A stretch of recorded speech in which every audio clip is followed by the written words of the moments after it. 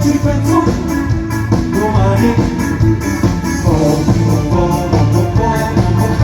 ci penso domani, a punta punta, lo fanno tanti, italiani sempre più davanti, a punta, allo vicino, ma vanno solo quando arriva lo pettino, si tocca fare senza pensieri.